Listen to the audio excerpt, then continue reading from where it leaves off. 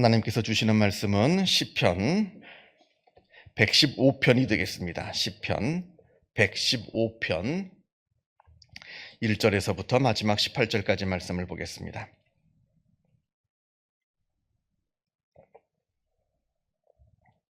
시편 115편 1절에서부터 18절까지 말씀.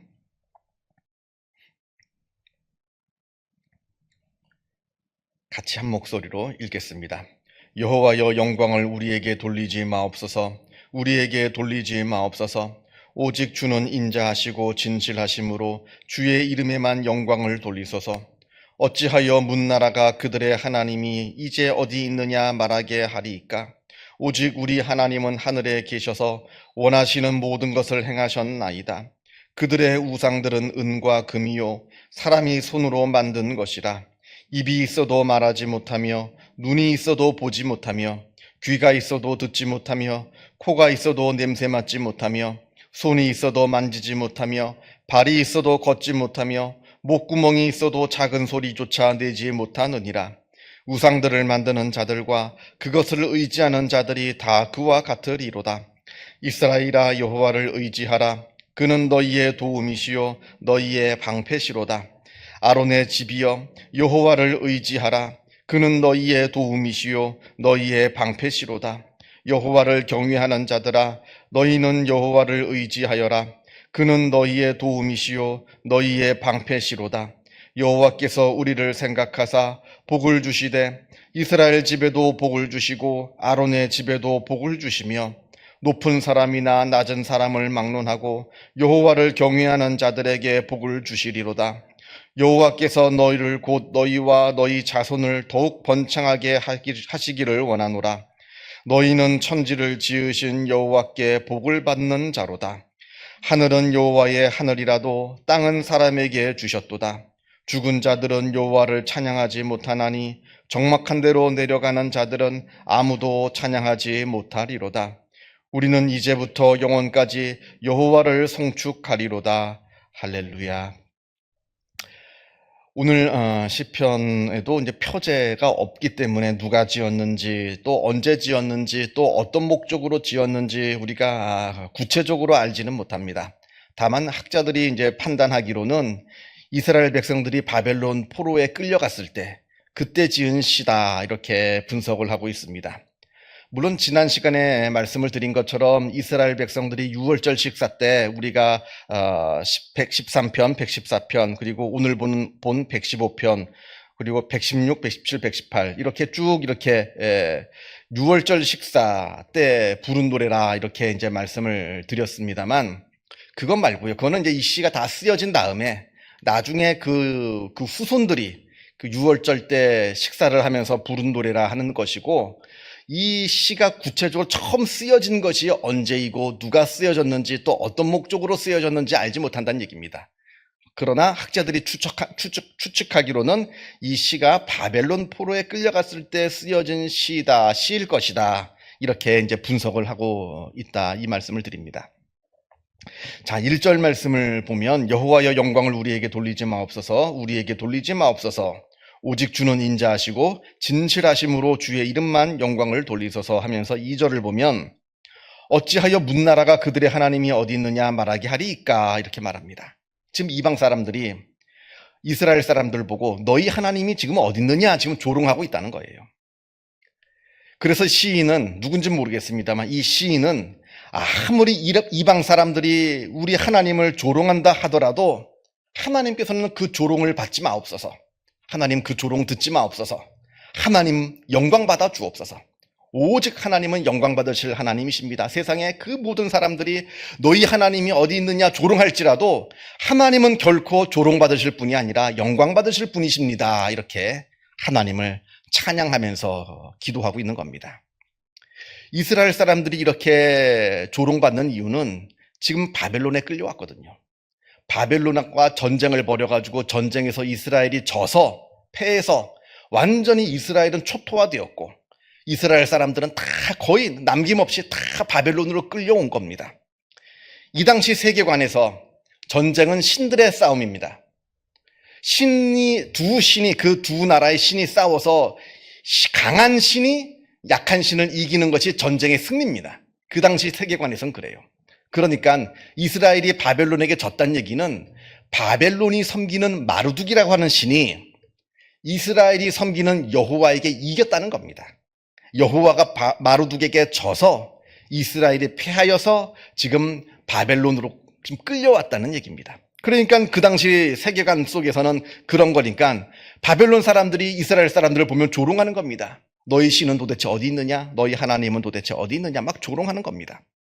그러니까 신의 마음이 아파요. 너무나 속상합니다. 왜냐하면 하나님이 무능해서 우리가 진 게 아닌 걸 이 시인은 알거든요.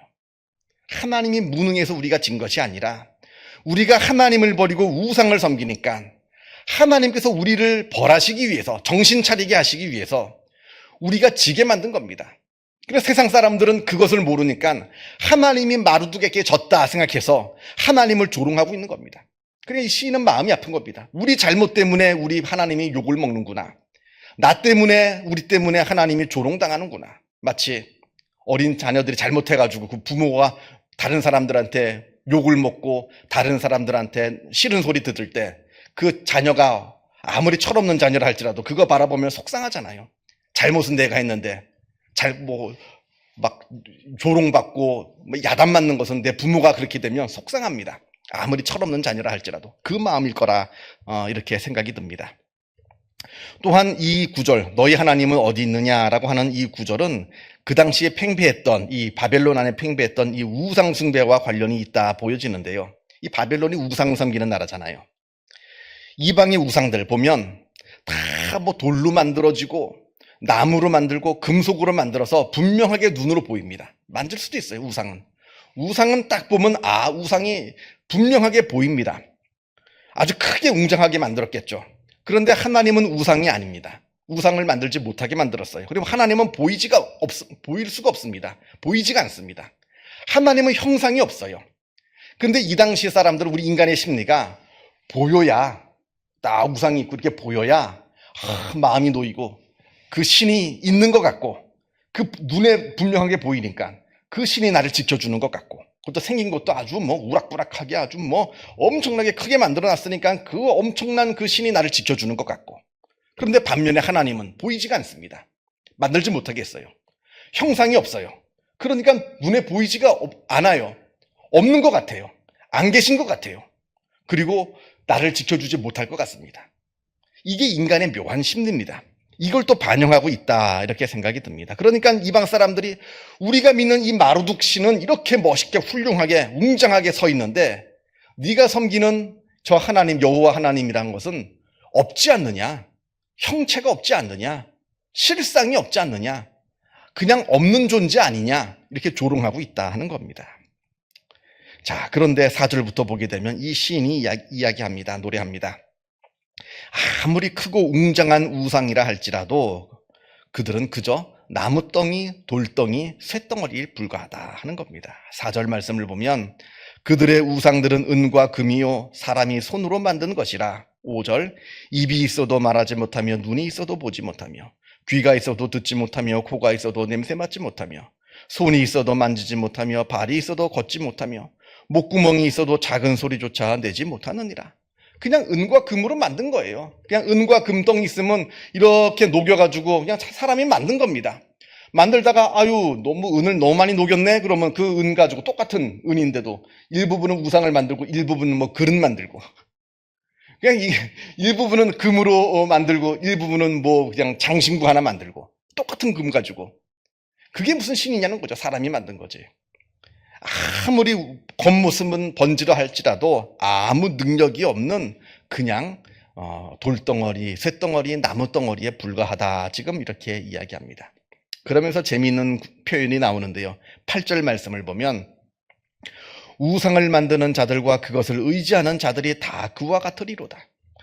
저 우상만 무능한 게 아니라 우상을 만드는 사람들 그리고 그 우상을 의지해서 우상을 섬기는 사람들도 다 똑같이 무능하다는 겁니다. 당연하죠. 무능한 것을 섬기고 있으니까 무능해지죠. 아무 생명 없는 것을 섬기고 있으니까 생명을 잃어버리죠. 어리석다는 겁니다. 진짜 하나님이 누구인지 모른다는 거예요.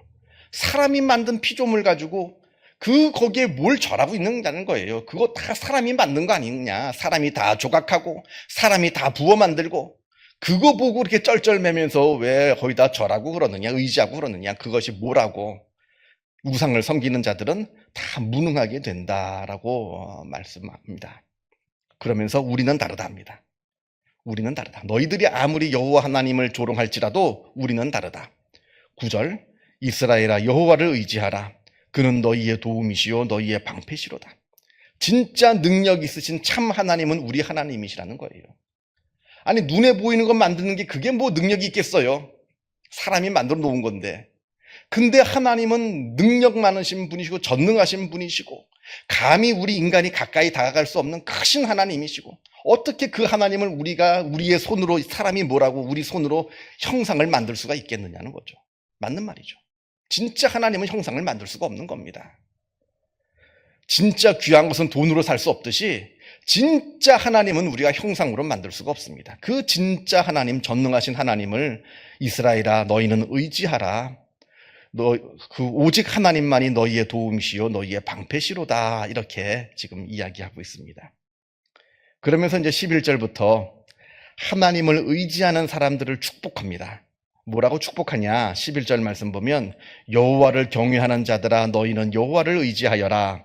그는 너희의 도움이시요 너희의 방패시로다. 이렇게 말합니다. 하나님께서 우리의 도움이시고 우리의 방패시라 이렇게 말씀하시면서 12절에 여호와께서 이스라엘 집에 복을 주시겠다. 복을 주신다. 이렇게 말씀합니다. 하나님을 믿는 진짜 이스라엘 사람들에게 하나님은 복을 주신다 말씀하시고요. 13절에 높은 사람이나 낮은 사람이나 하나님을 믿는 모든 사람들에게 복을 주신다. 아무리 내가 재산이 부족하고 내가 부족한 것이 많다 할지라도 하나님께서 복을 주시면 되는 거예요. 다 이게 되는 겁니다. 그래서 하나님께서는 높은 사람이나 낮은 사람이나 할 것 없이 하나님을 의지하는 모든 사람들에게 복을 주신다 이렇게 말씀하고 있고요. 14절을 보면 그 복이 그 사람에게만 머물러 있는 것이 아니라 자손들에게도 쭉 이어지게 될 것이다 하는 겁니다.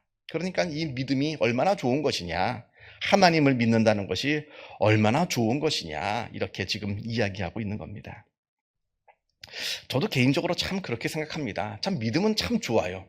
제가 목사라서 하는 말씀이 아니라 정말 믿음은 좋은 거예요. 참 좋습니다. 정말 내가 하나님을 알지 못하고 믿지 못했으면 내가 세상을 어떻게 살고 있었을까? 참 생각만 해도 참 끔찍합니다.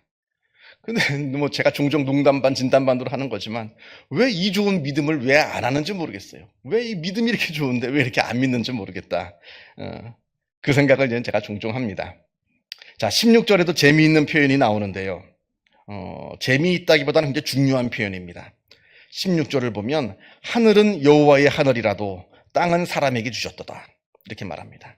하늘과 땅이 나오는데 이거는 우리 천체 물리학적인 개념으로 하늘과 땅을 이야기하는 것이 아니라 하나님의 영역과 인간의 영역을 이야기합니다.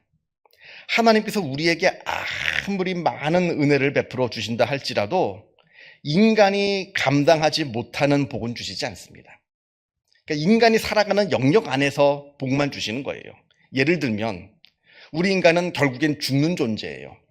하나 예를 들자면 유한한 존재고 결국엔 죽는 존재입니다. 그런데 하나님께서 우리에게 이 땅에서 영원히 살 수 있는 은혜는 주시지 않아요. 왜냐하면 우리는 결국에는 죽는 존재이기 때문에 그럽니다. 물론 우리가 죽어서 천국에 가죠. 그러나 그것은 어쨌든 죽음이라고 하는 관문을 통과해야지 가는 겁니다. 인간의 한계예요. 인간의 한계를 넘어서는 은혜는 주시지 않는다는 거예요. 하늘은 주시지 않겠다는 겁니다. 이 얘기는 우리에게 구원을 주시지 않겠다는 얘기가 아니라 인간이 살고 있는 이 유한한 환경 안에서 하나님께서 이 땅에 사는 동안에 우리가 인간의 복을 주신다는 것이지 인간이 삶을 살아가는 동안에 인간이 감당할 수 없는 복을 주시지는 않는다는 거예요. 그러니까 우리가 다 죽습니다. 예수 믿어도 죽어요. 그러나 예수 믿고 죽으면 천국에 가죠. 예수 믿어도 이 세상에서 고난과 어려움이 있습니다. 하나님이 아예 고난과 어려움이 없게 해주시진 않아요. 그거는 이 땅에 속한 이야기가 아니에요. 이 땅에 속해 있으면 이 땅은 어차피 죄로 가득하고 고난으로 가득한 세상인데 어떻게 죄와 어려움과 고난을 당하지 않겠어요? 어려움과 고난을 예수 믿어도 아무리 잘 믿어도 당합니다. 그러나 그 고난을 이길 힘을 주시는 거예요. 그런 겁니다. 그래서 하늘, 참 재미있는 표현이, 하늘은 여호와의 하늘이라도 땅은 사람에게 주셨도다. 이 땅에서 누릴 수 있는 복을 주신다는 거예요. 이 땅에서 하나님 믿으면서 하나님께서 주시는 위로, 하나님께서 주시는 격려, 하나님께서 주시는 도우심, 그걸로 하루하루 살아가는, 그러나 인간 가운데 하나님을 알지 못하는 사람과는 차별화되는 아주 비교할 수 없는 놀라운 복을 주신다. 그리고 진짜 구원은 우리가 다 죽은 다음에 천국에 올라가서 누리게 되는 것이다 하는 굉장히 심오한, 아주 신학적이고 신앙이 아주 깊은 신앙적인 짧은 구절이지만 그 이야기가 이제 16절에 나옵니다. 그렇게 이야기가 나오고요. 그러면서 이제 17절에 죽은 자들은 여호와를 찬양하지 못하나니 적막한 데로 내려가는 자들은 아무도 찬양하지 못하리로다. 이 뜻은 믿음에도 기회가 있다는 겁니다. 아무리 하나님께서 우리에게 믿음을 주어 우리가 믿어서 하나님을 믿고 구원받기를 원하십니다만, 그러나 내가 끝까지 고집을 부리면 그건 어쩔 수 없다는 거예요. 그리고 죽은 다음에는 기회가 없다는 얘기입니다. 그러니까 죽은 자들은 여호와를 찬양할 기회가 없습니다.